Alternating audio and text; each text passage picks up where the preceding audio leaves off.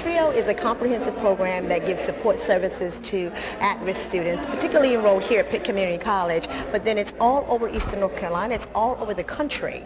And so we just happen to be blessed to have a TRiO program here that reaches out to the needs of our at-risk Pitt Community College students. Today we have our seventh annual Student Leadership Conference for the TRiO students. And the wonderful thing about this conference is that it is a regional conference, and so we invite all of our TRiO professionals and our TRiO students across Eastern North Carolina. And so this is always a great time for us to kind of come together and network, and so this is no different this year. We're excited about it. Well, good morning, good morning. Welcome to Pitt Community College. How is everybody?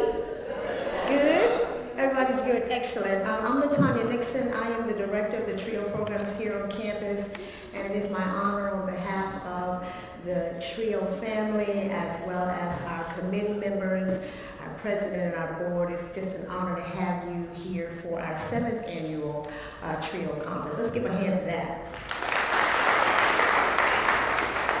This is always a highlight for the office to come and bring this together. It allows us to come and network and meet new people and get lots of good information that you can take back to your institution. So let's see, who do we have in the audience? I believe that Halifax is here. Halifax, you're gonna wave at me? Very good, very good. Pitt Community College is in the house. There we go, okay. And then is Craven here? They're the winners. Roanoke Shawan. There we go. Excellent, excellent. All right. I know we've got students and other ones coming. So again, welcome to the college. It is also my great honor to go ahead and get started with the program. And we're going to get started with an icebreaker. We want you guys to warm up and get ready for the day. And so I've got a really wonderful colleague here who's working with us. I'm super proud of him because he's a former TRiO student who has come back to the college and is working now with minority male mentoring. Please give a strong hand of applause to Mr. Justin Ford.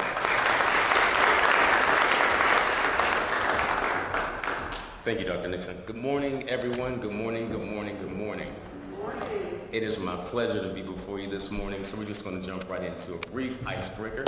On your table, you have those M&Ms that you were told not to touch just yet. Now you can go ahead and crack open that packet of M&Ms. There's also a sheet of paper on the table, and I want you to take out one M&M, only one M&M. And based off of what's on that sheet of paper before you, whatever color that is, that's what I want you to tell the table that you're sitting at. So for instance, if you take out a red M&M, something that I did yesterday. Yesterday, I had an opportunity to participate in Fall Fest here on Pitt Community College's campus. It's a yearly activity. Got a chance to engage some new students and just really reach out. So that's something that I did yesterday. So take about 5 minutes, talk amongst your table, and let's learn something new about each other. 5 minutes. Go. All right, all right. I hope everyone has had a chance to go around at least once. I hope everyone has had a chance to go around at least once. I see that everyone is very, very active in participating in this icebreaker. That's what we like to see. We're going to transition. Actually, I want one person from each table to tell what the most interesting thing that you heard at your table, if you would. You can do it yourselves, or I can come down and pick, whichever you like. One person from each table. You ready? Go ahead.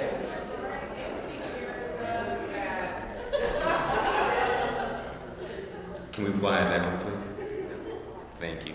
Anthony shared. Anthony shared with us that his most memorable accomplishment was getting into college. And so I thought, suddenly 6:30 didn't sound so bad. We had a day this morning. There you go. So there you go. great. That's excellent. Who's next? One from each table. Go ahead. My co-worker, Ms. Teresa Drew, at age 60, she get ready to walk the line and get her bachelor's shot.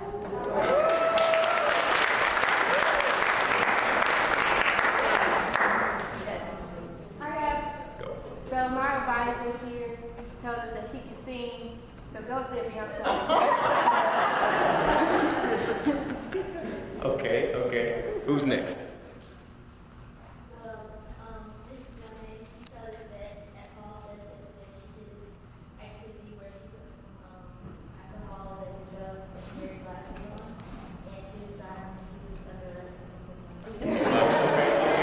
Okay. Okay. One more. One more.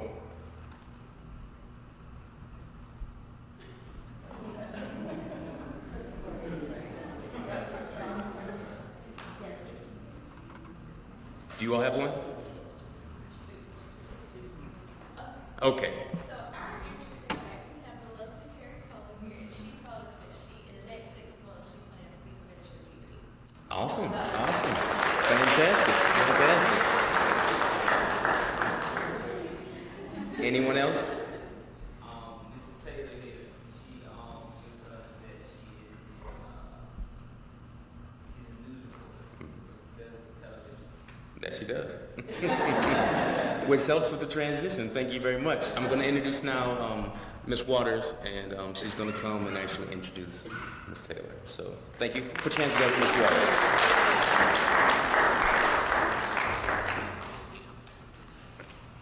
Thank you, Justin.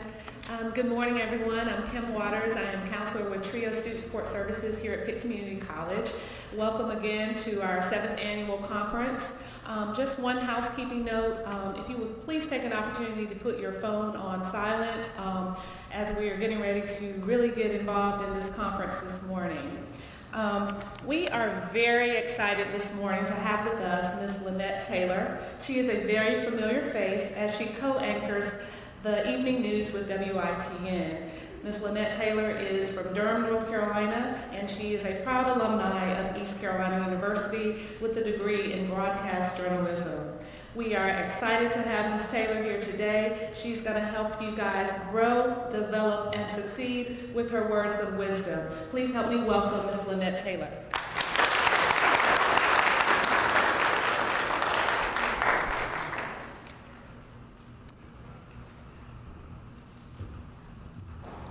Good morning.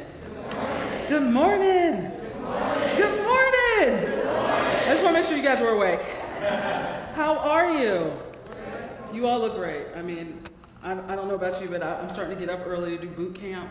I got up at like 5:40. I never see 5:40 a.m. So to see that is like scary. Also, the other reason I wanted to tell you that in case my legs give out and I fall out, don't get scared. Just know that they're weak. They're just weak. But I am so honored to be a part of this event tonight, or today I should say. I'm used to saying tonight, so you have to forgive me.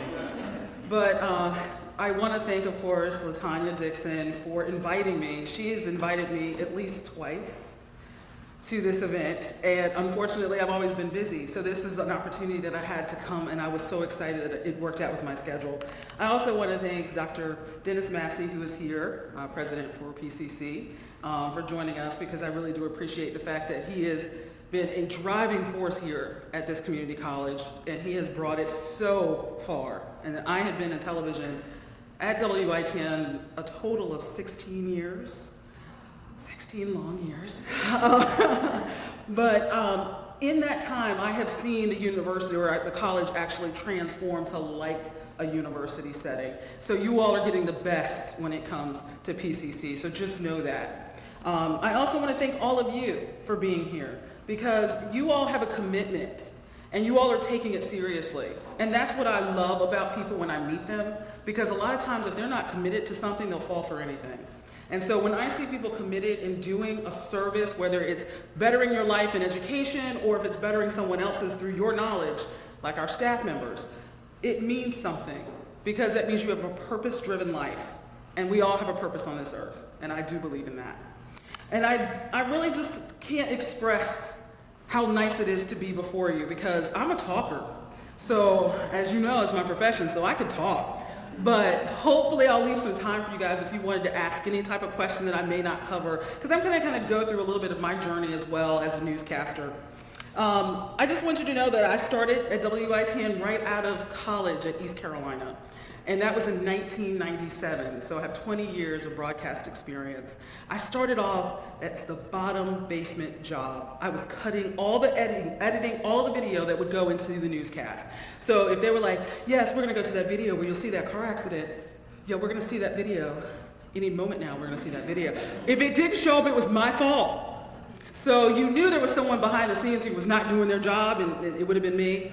I remember one time the sportscaster, he was like, you need to do my video and put it in, and I was like, okay, I put it in, and that's when we had like cassette tapes. You all don't know about cassette tapes. Okay, some of y'all remember cassette tapes, my God. Those VHS tapes? Okay. We had the giant ones. They were called 3/4 tapes. They were huge. They were like the size of my iPad. And I had to put in this thing like this. I messed up his video one time, and he's trying to talk about, Chicago Bulls, and I had like a baseball team up. It was just terrible. So he came back there, and he was like, you messed up my video. I was like, I'm sorry. I thought my world was over. But those are the kinds of mistakes we make in life, and I had to learn from those. But that's what I did. I was an associate producer. And I started there because I knew if I got in the inside, that I could bug the mess out of my news director. And that's exactly what I wanted to do. Now, I didn't always believe I was going to be a newscaster. I wanted to be an astronaut when I was younger. I even convinced my family to buy me a telescope so I could go outside and look at the moon. I used to look at the moon like almost all the time, like, ooh, look at the craters. I was so excited about being an astronaut. And then I got accepted into a minority math and science program when I was in middle school, which just meant I had elevated classes in science and math. Love science. I hate math. That's what I learned, is that I did not like math, and math did not like me. So after I realized calculus was too hard in 10th grade, I decided, yeah, that astronaut thing is probably not gonna happen. So I thought, all right, I'm a little dramatic according to my family. Why y'all laugh about that? I'm a little dramatic when it comes to my family, right? So I wanted to be an actress. I was like, I'm gonna be an actress on The Young and the Restless. Who's The Young and the Restless watcher? Anyone watch? Okay, thank you. Okay, thank you. I'm not alone. I was convinced I was going to be on The Young and the Restless, so I was like, I'm going to be an actress. I went to the Durham Arts Council when I was younger. I also participated in my high school as their drama club, and I was just like, I'm going to be an actress, but I never had a lead role in anything. I was also like the person who'd be like, hey there, and I walked off the stage. That was my line. Nailed it, let me tell you guys. So I was that kind of person, so I was like, okay, I'm going to be an actress. My drama teacher told me when I was a senior in high school, you know what, you really enunciate well. I love the way you talk, and you're really loud. I'm like, it was that hey there in my scene that he just saw it, and I was like, oh yeah. And he was like, so I think maybe you should probably look at journalism? And I was like, journalism? Basically he was saying I was horrible as an actress. And I was just like, I never thought about that. Okay, I can still be on The Young and the Restless as a journalist, So I was like, yeah, I'm gonna do that journalism thing. So I decided to go to East Carolina University because my stepbrother was a student here at ECU. And I went to the Peach Bowl in 1992. I know some of you guys probably were not born. Maybe you were. But I went to the Peach Bowl, and my brother, and that was when they played state, and he was out there with his little saber, and he was like, we believe we were losing, okay? And we were not doing well. And we, of course, were sitting in the state section. Sea of red, we're in purple and gold. I'm just like, oh God, we're gonna die. And there's my brother, we believe. And do you know, we won the Peach Bowl? It was an amazing game. And I was like, I'm going to East Carolina University. These people are crazy. Do you see my brother right here? And we were like, woo!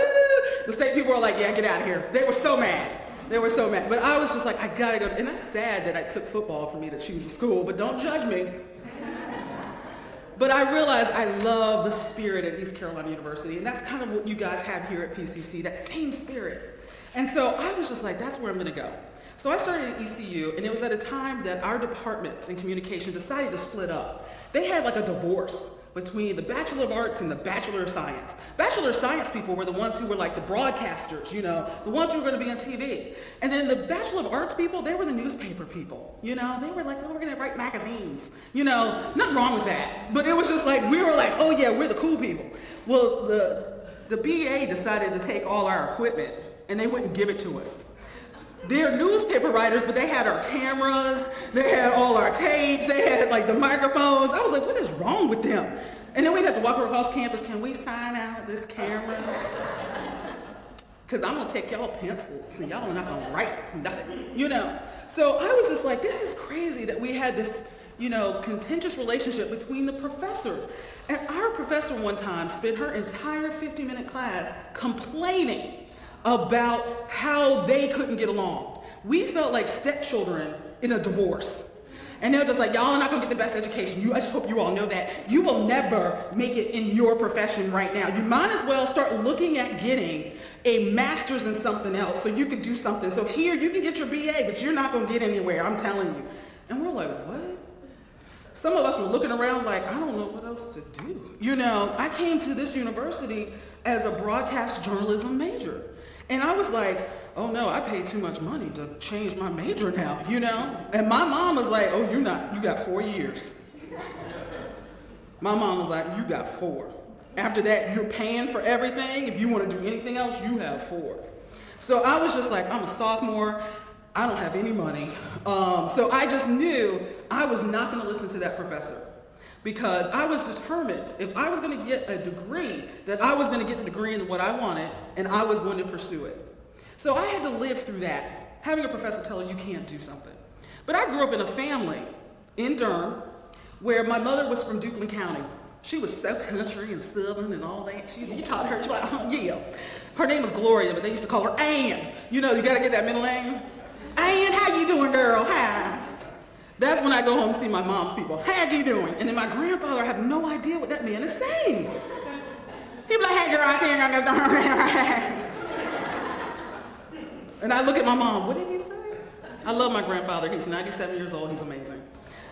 So I was like, my mom, who was determined to be a city girl, moved to Durham so she could go to NCCU, you know, Central University of Eagles. So she decided all of a sudden it was time for her to talk like a city girl. So if you talk to my mom right now, it'll be like, hello, I'm Gloria. Everything she says is like a song, I'm Gloria. And she can tell stories all the way to the detail. You know, things you don't even want to know. She's like, baby, let me tell you. I was over there talking to that lady. Now, she was wearing a blue shirt and had like dots on it. And I think the dots were like hearts, but I'm not sure, but it was buttoned down. I was like, Mom, I don't care what she was wearing. What did she do? Oh yeah, she hit your sister. Oh. That's what I need to know first. Don't tell me about what the woman was wearing. But those are the keys. My mom is like a storyteller. My father, a principal. And they met each other and loved each other for a good 2 years before they got a divorce. So what that meant is I spent a lot of time with relatives. And we spent time with my great aunt, his aunt, who was a teacher. So we could not, my sister and I, could not say ain't, couldn't say a word wrong, because all of a sudden you were standing in one place, the next minute you were across the room. You don't know how you sail there. She was just like, I'm not gonna have you all talk all crazy. She was sweet though, I loved her. But that was the kind of thing, I was so scared about saying ain't and talking country that I was almost British when I was like 5 years old. I go places like, hello, how are you today? No, I am not from England. It may seem that way, but I just like to talk proper. And they were just like, this child is 5? What in the world? But I was just so scared. So a lot of people thought, well, how did you guys learn how to talk? I was like, 5, my aunts, my father, my mother, who sings her words when you talk to her. So that was the kind of upbringing I had, was just immersed in having someone who believed in education and believing that you can do whatever you put your mind to. So that was the whole reason why I said, I'm gonna graduate and I'm gonna get my broadcasting degree. So in 1997, I graduated from East Carolina University. I also graduated again in 1997 because I missed a credit. And it was in an elective. It wasn't even in my major. So I played basketball during the summer for that 1 credit. So I'm the only person who has 2 degrees, or graduating twice with the same degree. But that's okay. I said, I'm gonna still pursue. And that's when I started at WITN behind the scenes. Well, while I was at WITN, every day, I walked into work like I was going to anchor. I was dressed up, I had my makeup done, I may be putting in tapes. I was in an edit bay a lot of times, which was a closed closet door with 2 screens and a big tape deck. That's where I lived. That was kind of like the only place I would be relegated to so I could do my job. People didn't really see me, but I would walk by that news director's office like, hey. How you doing today? I walked by that office. I wanted him to see that in case one of the other anchors fell out, that I was ready to go. I didn't want anyone to fall out, please. I didn't wish any ill on anybody, but I'm just in case. You know, somebody's out in the back. I got it, you know. So I always dressed for the job that I wanted, not for the job that I had. Because I could have walked in there in jeans, I could have walked in there with a t-shirt, I could have had my hair looking crazy and no makeup, but they wouldn't have seen the vision that I had in myself. Because they didn't see the possibility because I had nothing to give them. I came from college, I didn't have any experience in television, so I said, I'm gonna come to work like I'm ready to go. And I begged every journalist who was already on TV to go with them. Can I go with you? Can I come with you? This was after I worked from 3 a.m. to 1 p.m. And I would go out with those reporters and I said, I just want to see what you're doing. I'll hold your microphone for you. Because a lot of the journalists, a lot of people may not realize that, you may have seen some of us around, are what we called one-man bands. We had everything. You had your microphone, you had your tripod, you had a battery pack, you had your tapes, you had your purse, you had your makeup bag, you had your lunch bag, you had some water, you had everything like a mule. You know, walking up to people like, please don't run from me, please don't run. Oh, all right, I'll get you next time. I'm not running after people with all that stuff on my back. But those are the kinds of things that we had to deal with, one-man bands. So if I would go with someone and carry their tripod or their microphone, they're like, oh yeah, come with me, I'll let you learn. And I got so much experience that I put my first story together and showed it to my news director. And he was like, I see some potential in you. One story. Some other reporters who were trying to do the same thing had to do 3 or 4 stories, but I just did one. And he liked it, and he said, I want to see if you're good at this. I want to talk to you about becoming a reporter. And I was like, oh my God. I was so excited, but I was scared to death because I didn't really know what I was doing. He allowed for me to sign a contract. I won't even get into the whole contract because we all sign contracts with our stations. And I started reporting 11 months after starting at WITN. I had skipped a step. Most times people say, if you're an associate producer, you have to be a producer. You can't just go on and be on TV right out of the gate. I said, I don't want to be a producer. I want to be a reporter. And when I skipped that step, I was the first one at the station to do that. And it opened the door for somebody else who was coming behind me who thought they had to do the same steps. And I said to them, sometimes you have to ask for what you want and not just expect what people tell you you deserve. And so just remember, when you are going through your process, you don't always have to take what they give you. Ask for something else, because you never know, you may get it. And that's exactly what happened. I decided, all right, I don't want to be a producer because I could be stuck there for 2 years, because they signed contracts too. And I did not want to be stuck 2 years doing a producer job when I wanted to be a reporter. Because the one thing I was afraid of, and this is crazy, is that I would be so good at producing, they would never elevate me to a reporter. So just remember, you're probably good at what you do in your profession or where you want to be, but if you let someone stick you in another hole, you're going to be good at it because you're determined. You got it in your soul. But if it's not what you want to do, they'll tell you, well, we can't elevate you. There's something going on. We got to, No, there's no positions open. And all of a sudden you see they hire someone from the outside for the job you want. I'm not saying don't do a job well. I just want to make sure I make that clear. You do your job well, but do the job you want to do. And do it well. Sometimes we are doing things we may not like to get to the next level. But just remember, you may want to ask, can I get here first? And show you how well I'll work this job. And so when I became a reporter, I was the now person with all the equipment, the microphone, the tripod, the camera bag, the battery bag, my purse, my lunch bag, my makeup bag, water. That's what I would do. And I remember a time I went out to do a story about a fish kill on the Pamlico River. And I was out looking for someone to talk to. I would knock on strangers' doors. And you all know, you probably see people in reporting, they do that. You go and talk to people you don't know. And I walked up to this guy, and this was like 1998. I walked up to this house and this old frail man, kind of gray, you know, walked out.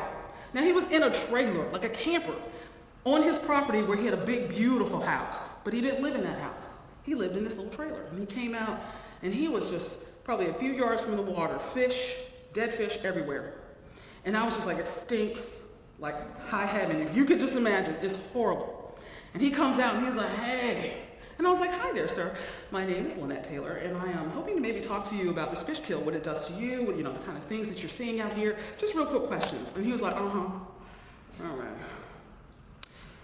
You work at a TV station? And I said, yes, sir. Yes, I do. He's like, okay. So he proceeds to tell me a story about the land that he lived on. He's like, this was my grandfather's land. Now, he was old, so I'm thinking his grandfather must have been in the Civil War or something, because he was this is my grandfather's land. We had lots of slaves here. And I was like, okay. I'm not auditioning for the slave job. I hope you know this. So he's just like, yeah, we had slaves here. And a lot of them are buried here too. And I was like, what? Okay, now what are we talking about? I say a lot of things in my head. I just want you all to know I play things in my head and I'm like, what? I'm still smiling. Okay. I want to talk to you about the fish kill. It's right here. And he's like, mm-hmm. So yeah, we have a lot of slaves. And I had some good black friends. Again, what does this have to do with, and this is in my head, what does this have to do with anything, sir? Okay, all right, you had black friends, that's awesome. Some of them were my slaves. What? Again, I don't know where we're going with this, sir. But again, I want to talk to you about the fish kill. Okay, now you tell me you work with a TV station. Okay, sir, I have a TV car. I didn't steal it. I have a tripod, I have a camera, I have a makeup bag, I have a battery bag, I have a lunch bag, I have water. How can you not think I'm not from a TV station, sir? That was what I said on the inside. But I was out there going, yes, sir, I do. I work for the TV station.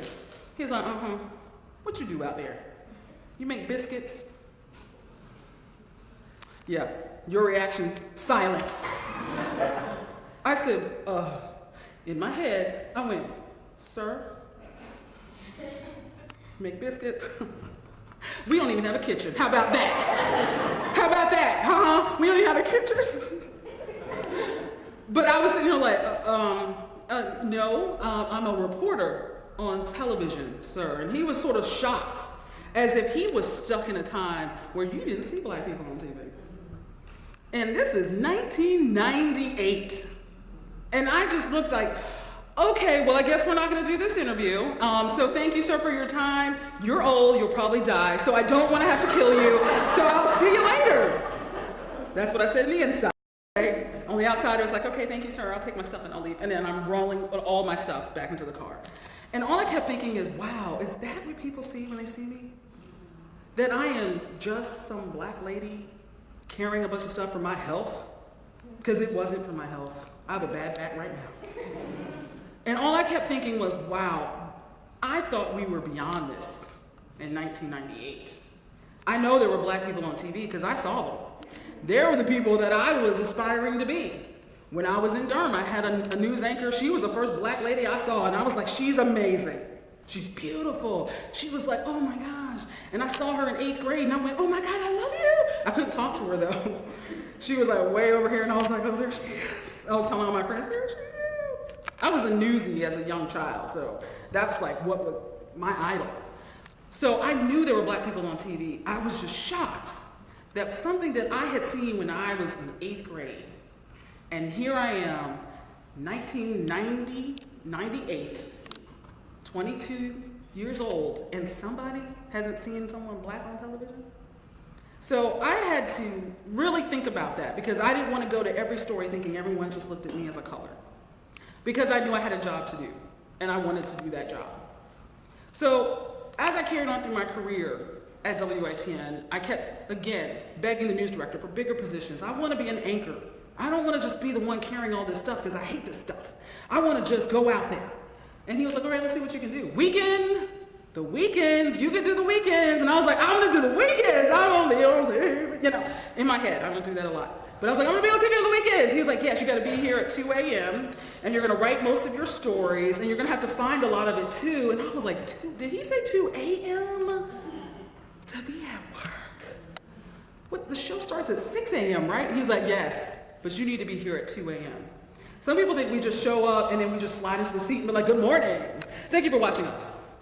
We have to work behind the scenes and get all of our stories together, and we have to be able to write those stories so that we can present them to people in an easy and also understandable manner.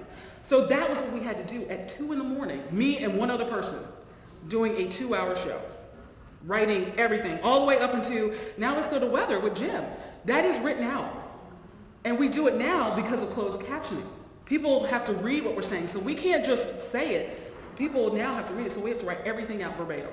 So I was just like, this is crazy, I can't believe I'm doing this. And then they added another position onto the anchoring. Now we still want you to go out and report for the evening newscast. I was like, oh my goodness. But I did it. I did it because I wanted to elevate. I wanted to show that that's exactly what you needed to do to get to that next level. I remember going out to a standoff. I had finished my shift, which was a very long one. Many times I was working 12 hours a day on the weekend, 13, 14. And they were like, there's a standoff. There's a man in the woods with a gun, and they don't know where he is. And I was like, well, I don't know where he is either. So why do you want me to go out there with a camera? So they're like, you need to go out there where the police are. They're stationed at a church right in front of the property where we believe he is still held up, and he's shooting at police. And I was like, oh, and you want me to go out there with a light on my camera? So I can just here I am, sir, shoot me. So I went out there, and I had to stay until the next shift came in at 6 a.m. I had worked from 2 in the morning to 6 a.m. the next day. I had no food because I forgot my lunch bag. With all that other stuff, I was like, I got my makeup bag, yes, and then it was like, I had no food, no water. The police department and the sheriff's office were in this beautiful church where the church members were starting to bring tea and stuff like that. And no one said, go ahead and get you some tea, baby. They just looked at me like I was just a reporter. So sometimes I sat in my car, sometimes I ran when I saw them run, and a lot of times I was just sitting there waiting for something to happen. And then finally at 6 a.m., someone came and relieved me so I could go home. Did they expect me to take the whole day off? No, they expected me to come back to work. They said, you can come in a little late though, 3 hours late if you want to. All right, that's sweet. But those are the kind of things we had to do. 1999, I won't go through all the years of my career, but these are the ones that are kind of important. 1999, you know what happened here in Eastern North Carolina? Hurricane Floyd. That was my first experience of really trying to survive. I've never seen anything until Hurricane Matthew. I didn't expect to see another Hurricane Matthew, but thank God it was not as bad as Floyd, because I used to live in an area that literally had 6 feet of water where I would have lived in my apartment, and I had moved 4 months prior to Hurricane Floyd. I thank God that he got me out of that apartment. I ended up on the other side of town on a hill on the 2nd floor. I had nothing wrong with my apartment because I was pretty high up. But if I stayed where I was, I would have had 6 feet of water in my house. And I would have had to fold it up and just say, I'm moving back home with you, Mom, because when you're starting off as a reporter, you're making about $20,000 a year. That is zero money. Even in 1999, that is zero money. I was so close to being able to get food stamps, it was not even funny. I was waiting for payday, people sit there and look at their bank account wondering, can I buy this piece of gum? That was me. So I was just looking at Hurricane Floyd, creep up. I had to stay at our studio bureau in Greenville, which is on Arlington. Our studio's there now, but our bureau was pretty much where Pier 1 is now. That's where our bureau was at the Greenville Mall, and it started to flood. And we have nothing but electric equipment in there, and I'm like, okay, we're gonna get electrocuted in here, we're gonna die. So then it was, you need to go and find these people that are cut off. People were calling us. Now this is a time where not everyone had cell phones. People had a few, but people couldn't call. And then they were calling on their landlines. I got water in my house is coming in. Can y'all send someone? Tell them we're out here. We're just we're trying, where are you? Can we try to get to you? We had to get to places by boat. We were watching Cherry Point's Pedro come in. I was trying to hitch a ride with Pedro so I could fly over and see what was going on. We ended up in Grifton. Anybody from Grifton? There we go, so you know. Went to Grifton because the National Guard had stationed there because they were bringing in supplies. And I said, all right, I want to go with the National Guard so we could see how Piggly Wiggly is doing.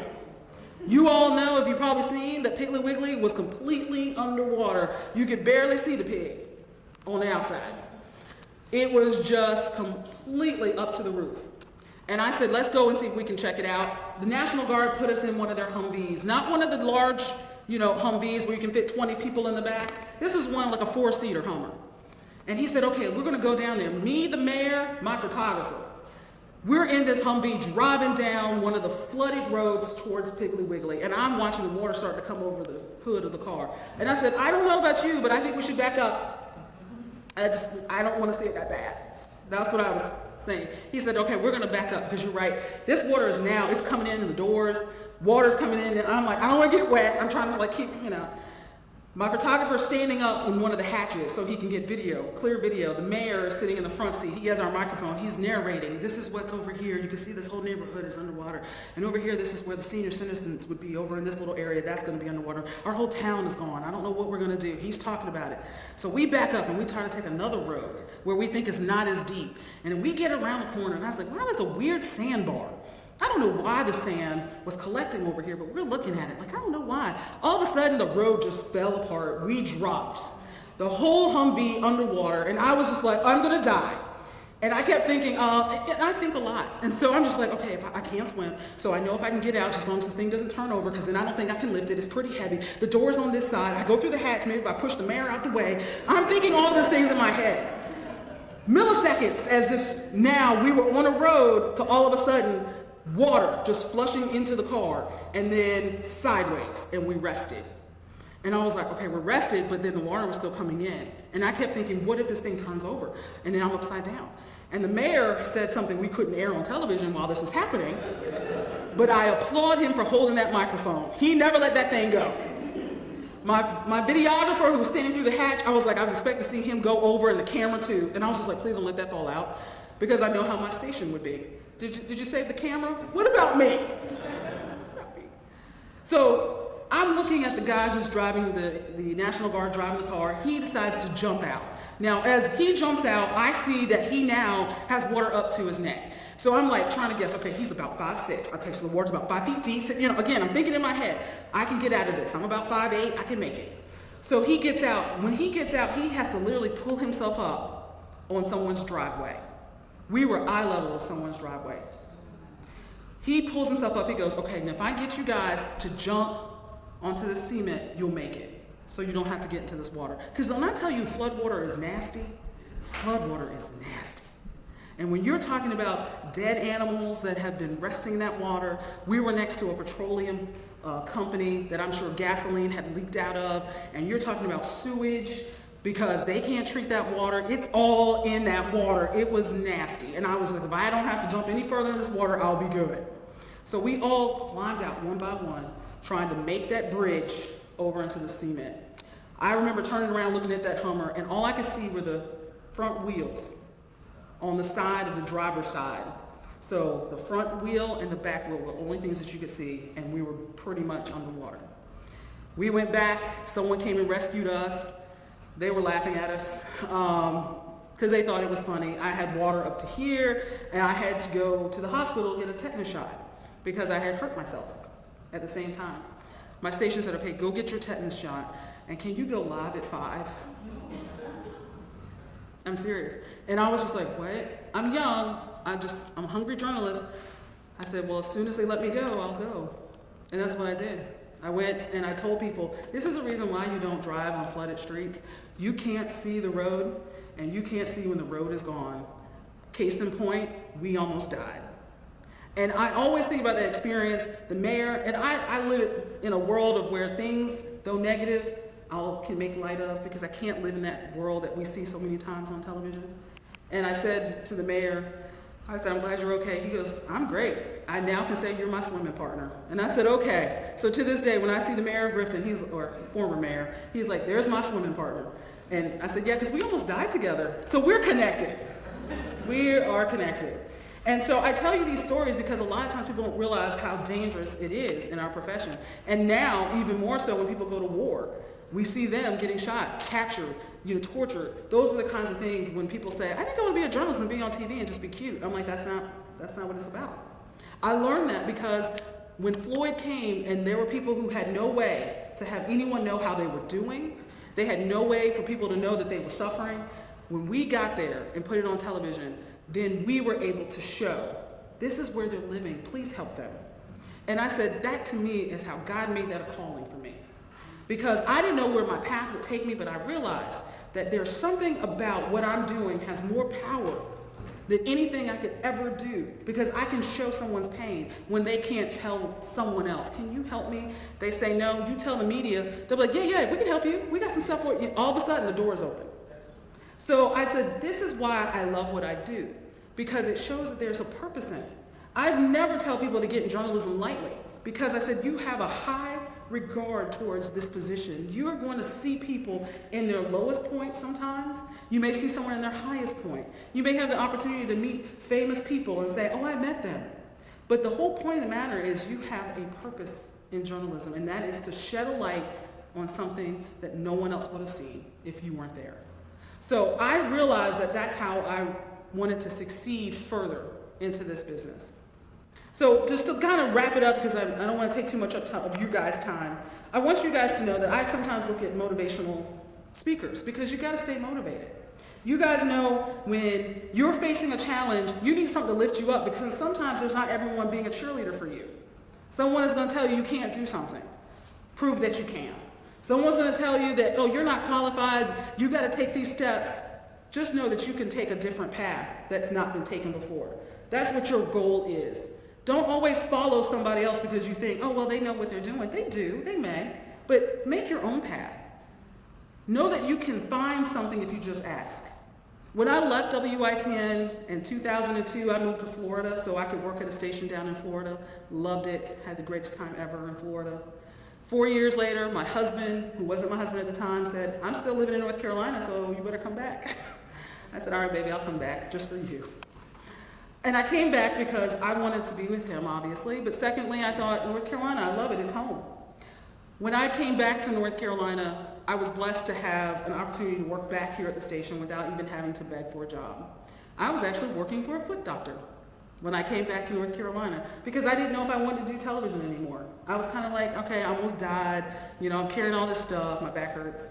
I'm just like, I don't know if I want to do this anymore. So I started working in a podiatrist's office, and I called my station because my church wanted to announce one of their fundraisers.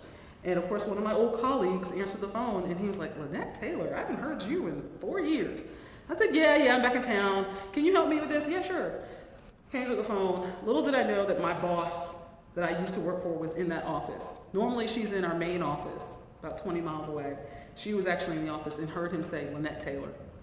There was a job opening for a weekend evening spot. And she goes, is she calling about the job? He's like, no. She don't know anything about the job. And she called me back and said, I just want to know, are you calling about the job? I said, I don't know anything about the jobs. I said I'm not coming back to television right now. I'm good. She was like, just come in and talk to us and see what we can do for you. Boy, she talked to me for 4 hours. She wouldn't let me leave. She was like, I'll buy you lunch. You're not leaving this building until you sign another contract and stay with us. And in February 2007, I signed a new contract, and I have been there ever since. It is the best decision I made. I would have still probably enjoyed working at the podiatrist's office, putting shots in people's big toe. But I'm so thankful that I have the opportunity to come back and do what I really, truly believe is a calling, because I've met so many amazing people. I've talked to so many amazing folks. I've just enjoyed what I've done. And I look at it now because I feel like when God puts you in a place that even if you decide, I may want to do something else, God will say, I'm going to put you right back where you need to be. So if you just trust in that, sometimes you may get a little confused, should I do this or do that? Sometimes you got to sit still and just really evaluate where you want to be, where you are asking God to take you, and where you know God may want you to go. And so whatever the platform is, I said, just use me, God, I'll do whatever, because this is where you place me now. My next journey may take me somewhere else, and I'm looking forward to it, because I know if I'm with him, I can't go wrong. So I just want you guys to know, I love Les Brown. I don't know if you ever see any of his inspirational speeches or ever look at his work, but I just wanted to give you something that you guys can also just take with you, because honestly, you're gonna need it. When you're going through your process, you're gonna need this. You're growing, we know that. You're developing, we also know that. And now, succeeding. You are doing it. Don't let someone tell you that one failure in your life makes you a failure. Failing is an event. It's not a person. So when someone says, oh, you're a failure, no, that's not who I am. I may have failed at this, but you gotta fail to succeed. That's what I always believe. Sometimes you gotta do something over and over and over again. Don't expect it to come to you. Just know you gotta do some things over and over and over again. Les Brown always says, and I love this, he says, arm yourself with courage to face the challenges in your life. You will not defeat everything. You will not defeat everything that you face. Just know that. But nothing is defeated until you face it. So you have to go through the process. Don't let the feeling of fear, uncertainty, and discomfort stop you from making tough decisions, because you will have lots of those. You hold the key to unlocking your future. Don't let someone else hold that key for you, because you will only make them rich in their agenda while you are trying to get rich in yours. You've got to let your future, your key to your future, unlock. It's up to you. And it doesn't matter how many times you have been knocked down. It only matters how many times you get up. It is time now to move. It's time to move forward in your life, and by taking the power back. Some people feel powerless. And every time you feel powerless, like, well, I only make this much money, so I can, that dictates what you do. If you only make a certain amount of money, you know you're not going to take a cruise for 80 days because you don't have the time. They don't give you enough 80-day vacation. If you got 80 days of vacation, I'm working with you. And the other part of it is you can't take that much time off from work because you need that money. So if people are dictating your salary, then they're dictating your life. You can only do but so much. So just know you can make other means. You can make other ways. I have a side hustle. I tell people that all the time. It's legal though. So sometimes you gotta take that other step and work a little bit harder. But just know, put all the bets on you, because that's all you can do. Don't put it into someone else or into a certain thing. I love where I work at WITN, but I don't own WITN. They could say any day, we love you, bye-bye, and I'm out the door. And I keep thinking, if they tell me that, I may not have the means to survive 6 months without a job. They also tell you you can't work at another station. If you leave the station, you cannot just go to the next station for 6 months to a year. So I have to move. So now I have to have money to move. I have to think about things like that. And that's the same in any profession. The other thing is, when you take the power back and put all bets on you, you will receive more, do more, and be much more than you are. You all have greatness within you. So keep moving. Thank you guys so much for your attention. You guys are awesome.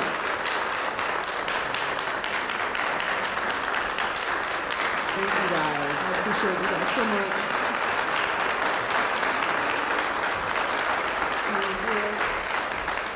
And if anybody has questions to throw at me, you can too. I know I covered a lot. I almost went through, like when I was in preschool, I did this. Any questions? Or? All right. Thank you. Oh, yes, ma'am. Say it again. I had very determined parents, and I thank them for all the things they instilled. Even when my parents divorced and I spent a lot of time with my mom, I saw her struggle trying to keep 2 kids, clothed. We weren't necessarily poor, because my mom is a nurse. Even though she's retired, she's always a nurse. We weren't poor, she just made us think we were. Her husband liked to hunt when she remarried, and so we'd bring in all kinds they'd bring in animals and stuff and skin it in the kitchen, and I'm like, are we poor? Can we not go to the store and get the chicken that's in a package? Do we have to kill everything? So I love the fact that my mom kept us humble, because when I would think we were poor, my mom would buy a boat, and then they would buy a camper, and I was like, why we got all this nice stuff? But she would never cave into the fads. I was like, I gotta have those new Nike shoes. Everybody in school, she's like, girl, you're gonna get these Ikes and you're gonna wear those. I had some knockoff stuff. But I love the fact that she kept us grounded, because mom, to me, was like a strong force. She dealt with a lot of racism because she worked at the VA hospital, and she ended up retiring like right after almost before I got out of high school. And I saw her struggle for years with that. So I was just determined, because I knew my mom pushed through a lot. And my dad was somewhat present, but he was sort of like the parent to all his little kids at his middle school. And I saw that's how I kind of transferred my love for my dad, because I saw how people saw him. But we didn't have that relationship, which was, you know, sometimes it's unfortunate. But I just saw how strong my mom was, and she didn't let anything get her down. So I said, that's what I want to be. I don't want anything to get me down. And she only gave me 4 years to pay for college. I said, I got to get out of here. A good question. Yes, ma'am. I don't. I actually just have my BA, I have my BS degree. and it means something when I say BS sometimes, because I didn't think I was going to make it with my teachers who were constantly complaining, but that was the degree I had. And it was broadcast journalism. And so for now, since I've had 20 years experience, they say, well, now you kind of have your master's of experience. And I'm like, okay. My mom's like, I got my master's. I want my children. You know, my mom, I want my children to have their master's. And I said, one day, Mom, I'm going to get my master's or get some other degree, because I feel like you can always continue to learn. You're never too old. Never too old. Good question. Yes, ma'am.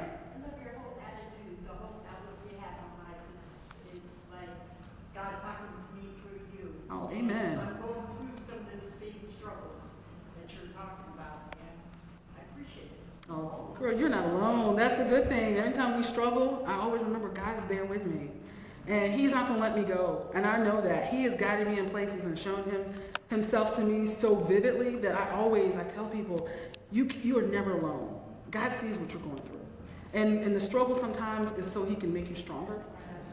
It's all about strength. And I tell you, I've been through things I don't even want to tell you guys about. You know what I mean? But it's made me stronger, and it's going to make you stronger. You're going to look back at that moment, this one right now, months, maybe a year later, and go, really, that was what it was? Was that really? You're going to see how God's going to manifest Himself in you, that you're going to be a testimony to somebody else. So just know that. We're going to hug it out later. I am a hugger. Oh my God. Everybody, please give Lynnette another round.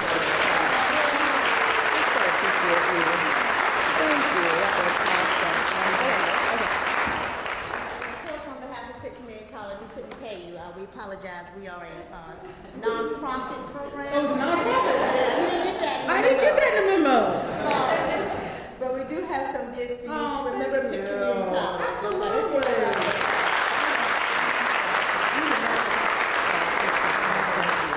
Awesome. All right, so we're at a time right now. I would like to acknowledge all of our Pitt Community College staff that came to join us for the session. If you would stand, all of our Pitt Community College staff and faculty who came to help us